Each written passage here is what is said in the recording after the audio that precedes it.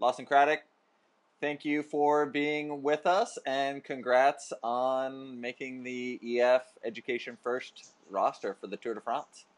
Yeah, thank you. No, I'm really excited about it. It's a long journey to get back at a level where I could race competitively again. And ever since the start of the year, the tour was kind of my big goal. So just to be back, on the team for the world's biggest races is really exciting for me. And you've been to the Tour de France previously. What did you learn from that experience that you're going to be taking into the race this year? Yeah, I just learned that it was insanely hard. And I definitely learned a lot back in 2016 when I raced there for the first time. Kind of made a few mistakes, especially in the first half of the race. Points where I used a bit too much energy and whatnot. But lessons like that are things that I can take into this year's race and kind of build off of it and try and help out the team as much as I can. You're a rider that has a big skill set. You can do a lot of different things. You were top 10 after riding in the breakaway Amstel Gold this year, and you're good in the mountains. What is your role in this race, and where do you see yourself kind of adding the most benefit to the team? I think I can help out in a lot of different ways. I pride myself in being an extremely versatile rider.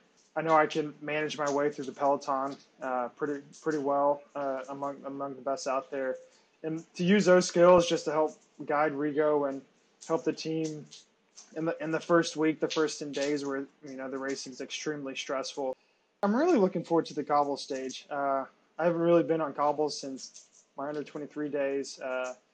And I'm looking forward to, just kind of seeing how I fare on them. So that should be exciting. It'll be something new for me in the World Tour ranks. I'm looking forward to learning from the guys and doing my best to help out the team where I can. I'm also really looking forward to racing up Alpe d'Huez for the first time. That's definitely one of those, probably one of the most iconic climbs in the Tour de France. And it's something that I watch on TV since I was 8 years old. So, and you were telling me earlier that you're auctioning off a custom designed pair of lake shoes to support the Velodrome that you started out at, the youth cycling program at the Alkek Velodrome in Houston that bears your name. Can you tell us a little bit about this charity auction and what's involved? It all started with, Hurricane Harvey last year. It hit Houston and caused insane amounts of damage. And with that damage, of course, the Velodrome in Houston took a bit of a hit. And so I was inspired really by the help that a lot of these other, Houston athletes were doing and just the Houston people in general, just to help out their fellow Texans, fellow Houstonians. And one of the biggest things that I was excited about is Lake actually agreed to auction a pair of these shoes off with 100% of the proceeds going to the Velodrome and the Lawson Craddock Youth Cycling League there, just to help them recuperate some of the loss that they experienced through Harvey. So they got the Houston skyline on them going across, and then Houston Strong over the top. And so over the next few days, we're going to start the auction process, and then we'll have a link that we're going to put up where you can go bid on the shoes. And so, yeah. And can you tell us a little bit about the importance of the Velodrome to you and how you got started in the sport and your trajectory into professional cycling and becoming a Tour de France rider? Yeah, so when I was 10 years old, I went out to the Velodrome for the first time. I took part in their youth summer cycling league, which is the same league that's going on now that I'm proud to have named after me.